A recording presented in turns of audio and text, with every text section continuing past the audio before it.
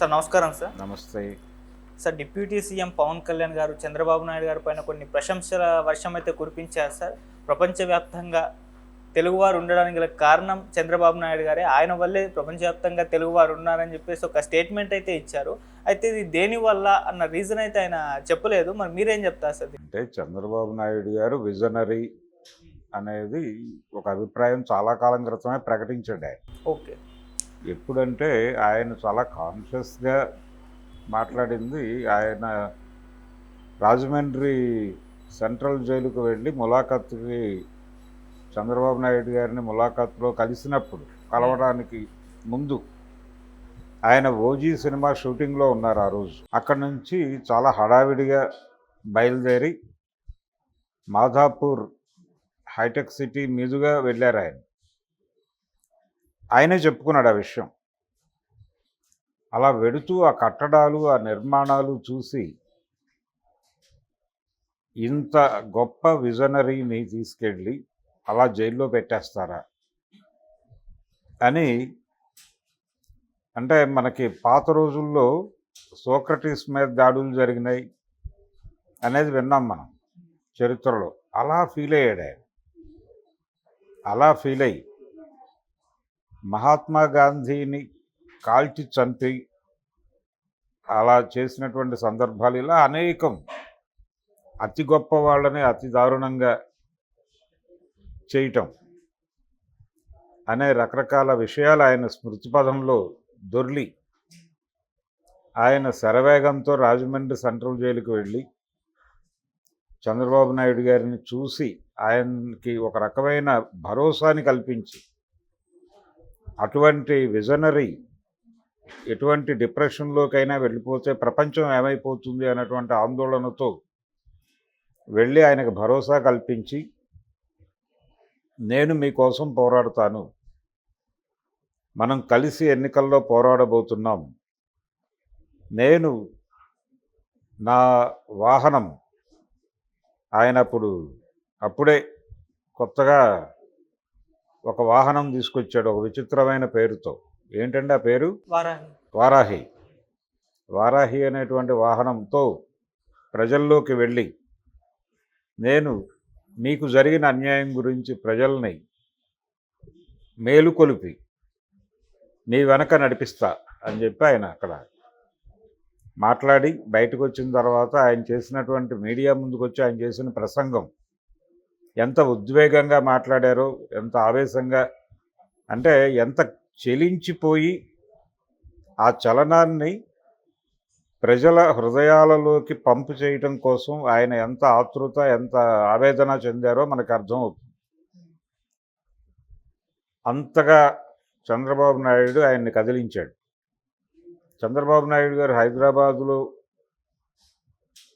సైబరాబాద్ నిర్మాణం, పర్టికులర్గా సైబరాబాద్ అనబోయి ఒకసారి ఆయన తడబాటున హైదరాబాదును మనమే కట్టాం తమ్ముళ్ళు అనే ఒక పదం ఏదో దొర్లింది. దాంతో ట్రోల్ అయ్యాడు ఆయన. అయితే సైబరాబాదు అంటే కంప్యూటర్ అనేది మన ముందుకు తీసుకొచ్చింది చంద్రబాబు అనే అభిప్రాయం చాలామందికి ఉంది. అయితే జవహర్లాల్ నెహ్రూ దగ్గర నుంచి ఈ కార్యక్రమాలు నడుస్తున్నాయి అనే విషయం చాలామంది కన్వీనియంట్గా మర్చిపోతారు. హైదరాబాద్కి 63లోనే కంప్యూటర్ మెయింటెనెన్స్ ఇన్స్టిట్యూట్ ఒకటి వచ్చిందనే విషయం కూడా చాలామంది కన్వీనియంట్గా మర్చిపోతారు. అది అప్పుడు ప్రభుత్వ రంగంలో ఉండింది, అది తర్వాత టాటాకి బదిలీ అయింది, ఇంత చరిత్ర ఉంది దీని వెనకాల అనే విషయం కూడా కన్వీనియంట్గా మర్చిపోయి సమాచార సాంకేతిక విప్లవ రథసారథిగా చంద్రబాబు నాయుడు గారిని పొగుడుతూ ఉంటారు. వారే లేకపోతే కంప్యూటర్లు మన జీవితాల్లోకి వచ్చేవా, వారే లేకపోతే ఈ ఐటీ అనేటువంటిది మనకి దక్కేదా, ఆయన విజన్ వల్లనే మనందరం ఐటీలోకి వెళ్ళగలిగాం, ఆయన విజన్ వల్లనే మనందరం కూడా అమెరికా వెళ్ళగలిగాం, ఆయన వల్లనే ఈ రోజున ప్రపంచంలో భారతీయులు ఉన్నారంటే ఆయన వల్లనే అని ఆవేశంగా మాట్లాడాడు ఈరోజు. ఆ కాంటెక్స్ట్లో నుంచి ఈ రోజున విదేశాల్లో ఇంతమంది తెలుగువారు ఉండటానికి కారణం చంద్రబాబు అనేటువంటి ఒక అభిప్రాయ ప్రకటన చేస్తాడు ఆయన. అయితే దీనికి చంద్రబాబు నాయుడు గారు కారణం అని నేనైతే అనుకోవడం లేదు. ఓకే. పవన్ కళ్యాణ్ పాపం ఉద్వేగంలో ఆవేశంలో ఏదో అలా ఒక నిర్ణయానికి వచ్చాడు, కానీ జరిగిన గోల వేరు. వరల్డ్ బ్యాంకు భారతదేశాన్ని తన గుప్పెట్లో ఇరుకుంచుకోవడానికి చేసినటువంటి రకరకాల ప్రయత్నాల్లో భాగంగా పివి నరసింహారావు గారు ప్రధానిగా ఉండగా వరల్డ్ బ్యాంక్ పెన్షనర్ అయినటువంటి మన్మోహన్ సింగ్ గారు ఇక్కడ ఆర్థిక మంత్రిగాను సలహాదారుగాను ఈ దేశాన్ని ఆర్థికంగా అదొక దారుణం.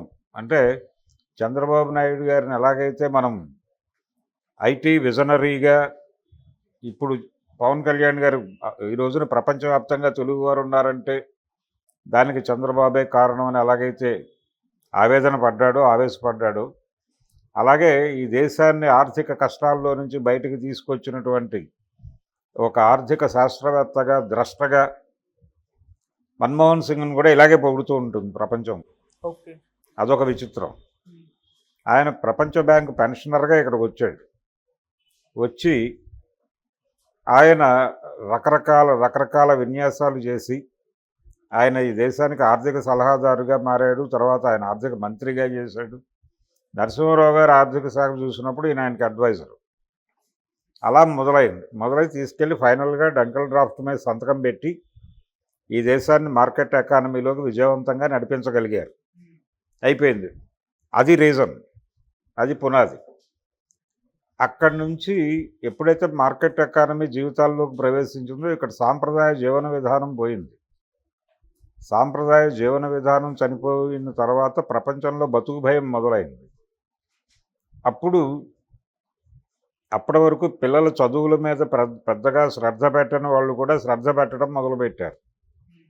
సరిగ్గా అదే సమయంలో ప్రభుత్వ పాఠశాలల్లో బోధించేది చదువు కాదని, ఆ చదువు చదవటం వలన ఈ పోటీ ప్రపంచంలో బతకలేరని, ఈ పరుగు పందెం వ్యవస్థలో నెగ్గాలంటే చైతన్య కానీ నారాయణ కానీ మాత్రమే వాళ్ళని దాటించగలిగినటువంటి తారక మంత్రాలని ప్రపంచానికి ప్రచారం చేయటం మాత్రమే కాదు, ఇంజెక్ట్ చేసి డబ్బులు ఉన్నా లేకపోయినా పిల్లల్ని తీసుకెళ్ళి నారాయణలో చైతన్యాలు చేర్పించి, లేకపోతే మరొక కార్పొరేట్ బళ్ళు చేర్పించి అప్పులు చేసి సర్వనాశనం అయిపోయినాయి చాలా కుటుంబాలు. ఎంతమంది ఈ పరుగు పందెంలోకి వచ్చి నాశనం అయిపోయారో. మట్కా లాంటి జూదమే ఇది కూడా. ఈ మధ్య చూసాం మనం. అంటే ఒక 5గురు విన్నర్స్ ఉంటారు ప్రతి చోట. అంటే విదేశాలకు వెళ్ళిన జనాలు కనిపిస్తున్నారు, కానీ ఆ విదేశాలకు వెళ్ళాలి అనేటువంటి తాపత్రయంతో అనివార్యంగా అక్కడికి వెళ్ళిపోతే తప్ప బతుకులేదు అనేటువంటి భయంతో డబ్బులు తగలబెట్టేసుకుని ఎంతమంది సర్వనాశనం అయిపోయారో ఈయన కనబట్టలేదు. అది విచిత్రం. కాబట్టి దీని వెనకాల, ఈ వెలుగు వెనకాల ఒక దారుణమైన చీకటి కూడా ఉంది. ఆ చీకటిని చూస్తే కళ్ళు చెదిరిపోతాయి. అది చూడట్లేదు. వెలుగులు మాత్రమే చూపించే ప్రయత్నం అప్పుడు జరిగింది, ఇప్పుడు జరుగుతోంది. నరసింహారావు గారిని దేశాన్ని ఆర్థిక సరళీకరణంలోకి తీసుకువెళ్ళి ఒక గొప్ప ఆర్థికవేత్తగా, పాపం ఆయన జయంతి రోజు అలాగే వర్ధంతి రోజున ఇంత గొప్ప ఆర్థిక సంస్కర్త ఆయన. ఆర్థిక సంస్కర్తకి ఢిల్లీలో సరైన గౌరవం దక్కలేదు ఆయన చనిపోయిన రోజు అని చాలామంది విపరీతంగా ఆవేదన చెందుతారు. కానీ సరే, అది పార్టీ ఇంటర్నల్ అఫైరు. ఆయనకి సోనియా గాంధీకి స్ట్రైన్ అయినటువంటి రిలేషన్స్ అవన్నీ కలిసి ఆ పరిస్థితి దాపురించింది. ఆ టైంలో సీతారాం కేసరి నిర్వహించినటువంటి పాత్ర అవన్నీ కలిసి అలా నరసింహారావు గారికి ఆ గౌరవం దక్కాల్సిన గౌరవం దక్కని మాట వాస్తవమే. అయితే ఆ టైంలో కొంచెం వైఎస్ రాజశేఖర రెడ్డి గారు చొరవ చూపించి దానికి ఏదో ఆ క్రెడిట్ తన వైపుకు డ్రైవ్ చేసుకునే ప్రయత్నం, ఆయన కష్టం ఆయన పడ్డాడు. నరసింహారావు గారు, మన్మోహన్ సింగ్, చంద్రబాబు నాయుడు గారు వీళ్ళందరూ ఈ దేశానికి దిశానిర్దేశం చేసినటువంటి మహానుభావులుగా. కొంతమందికి మేలు జరిగింది, కానీ మెజారిటీ జనాలు తీవ్రమైన సంక్షోభంలోకి వెళ్ళిపోయారు. చాలా జీవితాలు సంక్షోభంలోకి వెళ్ళిపోయినాయి దేశంలో మార్కెట్ ఎకానమీ వలన. ఈ రోజుకి మార్కెట్ ఎకానమీ తాలూకా కష్టాలు అనుభవిస్తున్న వాళ్ళు చాలామంది ఉన్నారు. మనకి అంటే అవకాశం ఉంటుంది. అదే పరుగు పందెం వ్యవస్థ. దాని గొప్పతనం ఏంటంటే ఎవరైనా పరిగెట్టండి, ఛాన్స్ ఉంది. మీరు నెగ్గగలరా లేదా అనేది మీ సమర్థత మీద ఆధారపడి ఉంటుంది. ఇక్కడ ఎవరికి ఏ రకమైనటువంటి రిజర్వేషన్లు ఉండవు. నీకు దమ్ముంటే పోటీలో పాల్గొని గెలు, లేదంటే మరణించు, అంతే. ఈ సిద్ధాంతం మీద ఏర్పడినటువంటి ఈ కొత్త డిజైన్ 90లో మొదలైంది ఈ పరుగు పందెం. ఈ కొత్త డిజైన్ రూపకల్పనలో వీళ్ళందరూ కూడా ఉన్నారు. అందుకని చంద్రబాబు నాయుడు గారు విజనరీగా కనిపిస్తున్నాడు వీళ్ళకి. చంద్రబాబు కంటే ముందే కంప్యూటర్లు ఉన్నాయి ఇక్కడ, చంద్రబాబు కంటే ముందే ఐటీ ఉంది. చంద్రబాబు నాయుడు అయితే దాన్ని వాళ్ళు ఇక్కడికి వచ్చారు, వాళ్ళని ఫెసిలిటేట్ చేశాడు ఈయన, అంతవరకే. అంతకు మించి వీరు చేసిన ఉద్ధరణ కార్యక్రమం ఏమీ లేదు. ఆ టైంలో రైట్ టైంలో ఆయన సీఎంగా ఉన్నాడు. మార్కెట్ ఎకానమీ కరెక్ట్గా ఊపందుకుంటున్నటువంటి దశలో ఒక రాంగ్ సీఎం ఉన్నాడు ఇక్కడ. ఆ రాంగ్ సీఎంని తీసేసి ఈయన్ని సీఎంని చేశారు. సో ఒక రైట్ సీఎంగా ఈయన్ని సెలెక్ట్ చేయడంలోనే ఈయన గొప్పతనం ఉంది, సెలెక్ట్ అవ్వటం వెనకాల. అలా ప్రొజెక్ట్ అయ్యాడు, సెలెక్ట్ అయ్యాడు, హ్యాపీగా అక్కడ నిలబడ్డాడు, డ్రైవ్ చేయగలిగాడు. ఈ రోజున పవన్ కళ్యాణ్ లాంటి వాళ్ళందరూ చంద్రబాబు గారు లేకపోతే అని మనని భయపెట్టే పరిస్థితి తీసుకొచ్చాడు. నిజంగానే భయపెట్టడమే. చంద్రబాబు గారే గనక లేకపోతే ఈ ప్రపంచం ఏమైపోయేది అంటే ఏం చేయాలి ఆయన్ని? అంటే పాక్షికమైనటువంటి ఆలోచన. ఈ పాక్షికమైనటువంటి ఆలోచనలు, పాక్షికమైనటువంటి మహాత్ములు ఇలా తయారైపోతూ ఉంటారు. మ్యానుఫ్యాక్చరింగ్, మహాత్ముల మ్యానుఫ్యాక్చరింగ్ ప్రోగ్రామ్ ఏదో డిజైన్ అవుతుంది అక్కడ.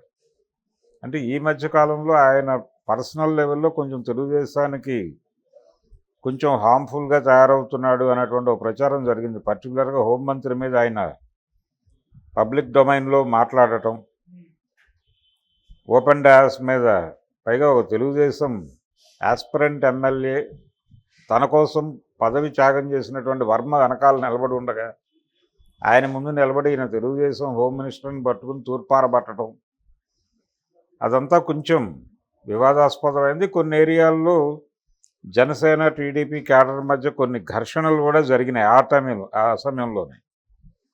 వీటన్నిటి నేపథ్యంలో కొంచెం వెన్నరాసే ప్రయత్నం ఏదో జరుగుతున్నట్టుగా కనిపిస్తోంది.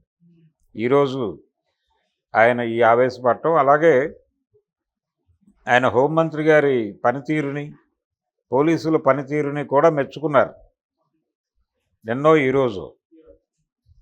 ఈ మెచ్చుకోవడం కూడా వెనరాయటమే. ఆయన ఇన్వాల్వ్ అవుతున్నాడు శాఖల్లో. ఈ ఇన్వాల్వ్మెంట్ అనేది మనకు 2-3 సందర్భాల్లో కనిపిస్తుంది. ఆయన జనవాణి అని అక్కడ పార్టీ ఆఫీస్ దగ్గర ఒక కార్యక్రమం నడుపుతాడు, జనసేన పార్టీ ఆఫీస్ దగ్గర. అక్కడికి విజయవాడలో మిస్సింగ్ కేసు ఒకటి వచ్చింది. ఇమ్మీడియట్గా ఆయన విజయవాడ సిపికి తలంటేశాడు. ఇమ్మీడియట్గా వితిన్ 2 days అది రిజల్ట్ వచ్చింది. కాశ్మీర్ నుంచో అక్కడి నుంచో పట్టుకొచ్చారు అమ్మాయిని. ఆ తర్వాత ఇంకొక సిమిలర్ కేసు ఏదో ఆయన డీల్ చేసి పోలీసులతో మాట్లాడాడు, డీజీపీతో మాట్లాడాడు ఆ రోజు. సో ఈ హడావిడి అనేది మొదలు పెట్టాడు ఆయన ఆల్రెడీ. ఇది దాని ఎక్స్టెన్షనే మొన్న పిఠాపురంలో హోమ్ మినిస్టర్ మీద రెచ్చిపోవటం. సో దీనివలన కొంత ఇబ్బందికర వాతావరణం వస్తుంది. అంటే వీళ్ళందరూ ఎవరి దారిని వాళ్ళు ఉన్నారు, ఒకళ్ళ మీద ఒకళ్ళు డ్రైవ్ చేసే